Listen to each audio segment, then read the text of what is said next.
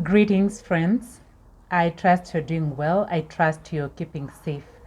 Thank you so much for joining me today.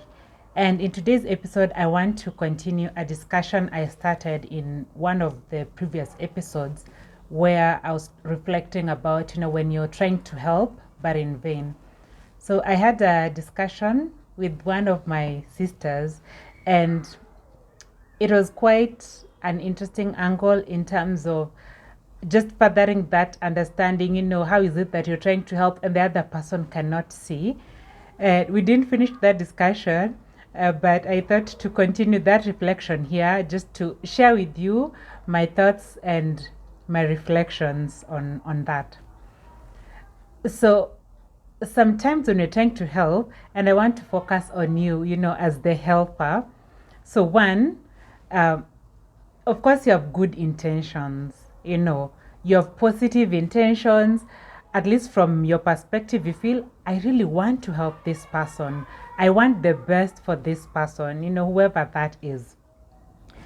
Sometimes when you're also trying to help, of course you're coming in reflecting on your experience.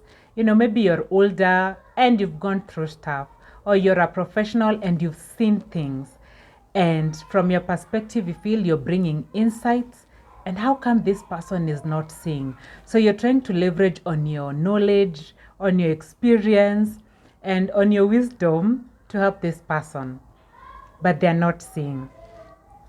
Also, as helpers, of course, you're probably bringing in resources, and you're asking yourself, I'm even willing to invest time, I'm willing to invest financial resources to help this person.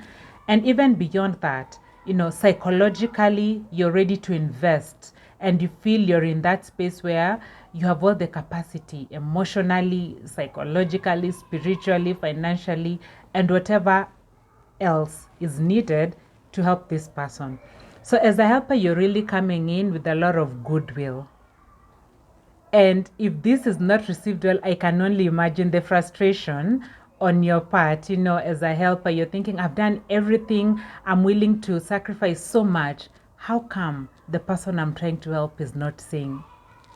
But I want to weigh in here and also just try to also bring in the perspective, or probably what the situation could be for the person that you're trying to help. So one, this person you're trying to help, are they ready? You may be ready as the helper, in all those aspects I've mentioned, but the person you're trying to help, are they ready to be helped? And it's not just a matter of, we have all these resources to help you, why are you not receiving? No. For the person receiving help, remember, there's also an internal process that is happening. For example, if it's an issue that they are going through, so psychologically, they're processing, they're probably coming to terms with the changes or the issue that is at hand, just trying to understand, how did I get here? Or probably they're also just trying to figure out, where do I go from here? So in their minds, they're processing so much. If it's maybe a traumatic experience, someone is probably processing a lot of emotions, and they're just trying to come to terms with what has happened. Maybe they have suffered loss. And as the helper, and this helper could be you, maybe you're a big brother, could be a very good friend. For you, you really just want this person to be already up and going. You want them to live life. But maybe they're not yet ready emotionally, they're not yet there. Something else is that when you're coming in to help someone, remember there are two different world views.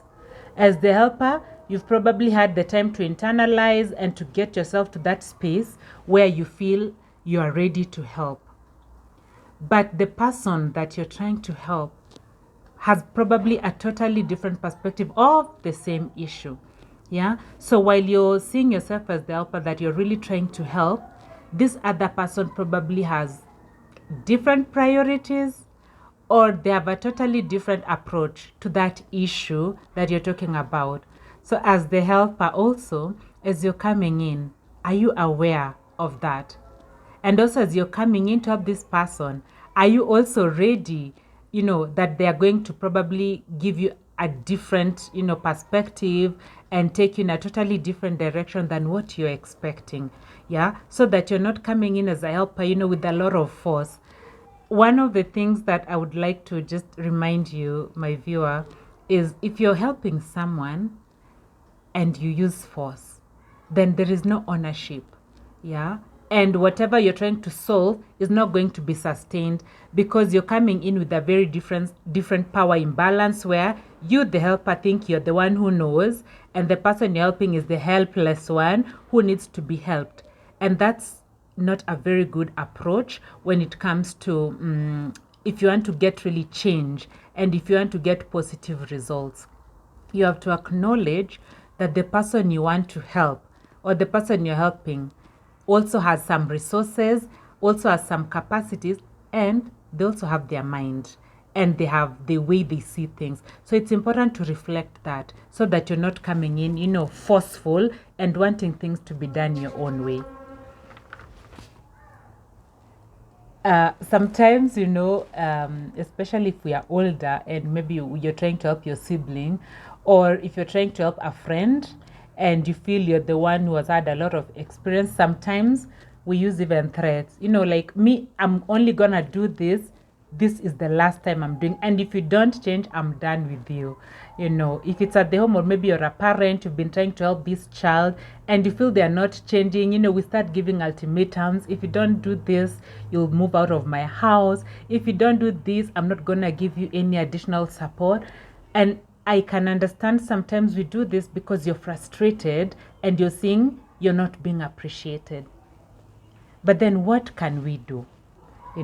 So I was just trying to reflect on, and please, I invite you to also share with me, what your approach is and what you can do or what you've done in a situation where you're feeling your support or your help is not being appreciated. So one, I want you to consider that there's a situation. You have your perspective, the person you're helping has a totally different perspective, and that's your starting point. Just be okay with that and be patient. Sometimes we want to help and we want to see response and results immediately, but in some situations it might take time. Of course, that might come at a price. You may have to lose, maybe if it's financial support that you're offering and maybe it's limited, that might be compromised in the sense that maybe by the time the person you want to help is ready, the resources may not be available at that time.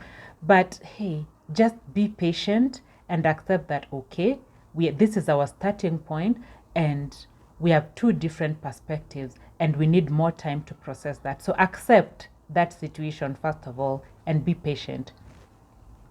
2, initiate dialogue. You're not, like we've said, you're not coming to force this person to accept your help by fire, by force. Initiate dialogue, discuss, explore, just that time that you're taking to talk about it. It could be a matter of weeks even. You're just trying to invite them and show them that you're actually also interested to hear their perspective, to see where they're coming from, and you're also showing them respect, that you respect their views and you just want to understand where they're coming from. And remember, when you're initiating dialogue and you're asking them questions and they're responding, it's also helping them to gain clarity over the issue that they're struggling with. And then 3rd, remember that it's not about, the end result is not going to be your way. So you also have to be willing to accept that as a helper. And here let's take note that I'm not necessarily talking about a professional, say, client therapist relationship, not necessarily. I'm just addressing you in terms of a situation you found yourself where you're trying to help someone, a sibling, a friend, a coworker, that kind of helping. That's what I'm talking about. So just remember that as the helper, you may have the experience, you may have the resources and knowledge, but things don't have to go your way. It's very important that first of all you accept that. So as you're coming there, are you willing to accept that the person you're helping may have a totally different view and that the end result may be something totally different from what you wanted to give? then just support them to discuss the pros and the cons of whatever the issue is. And once again, this is helping to bring clarity. So at the end of the day, for us to truly be effective helpers, you want the person that you want to help to take ownership of the situation, to take initiative, and for them to be willing. You know, you want to bring them to a place where they're actually willing and they are ready to receive the help that you're giving. And even for you, helper, you have to also bring yourself to a place where you're willing and you're ready to explore alternative solutions other than what you had come with to the table in the first place. Yeah. So in short, just be ready for a different outcome. And I think as helpers, we get frustrated sometimes because we come to a situation or to a discussion with a fixed mindset where you're thinking, it's my way. I think I have a better perspective of this issue. And so when this is not happening, you feel frustrated. But the moment you accept that there could be a totally different outcome, then already you're giving dialogue a chance, and truly you're coming in with the spirit to support the person you want to help. So my beautiful ladies, I just wanted to add in my reflections and insights on this issue about the frustration that sometimes comes in when we're trying to help people.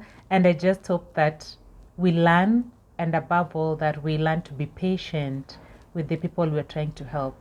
Remember, like I said in the other episode, at the end of the day, that change, that ownership has to come from the person you're trying to help. In that regard, there's nothing much you can do there. So at the back of your mind, remember that. Thank you so much for listening in. If you have not subscribed to my channel, please click that subscribe button and join this family. Let us inspire one another. I wish you a beautiful day. Take care, and God bless you.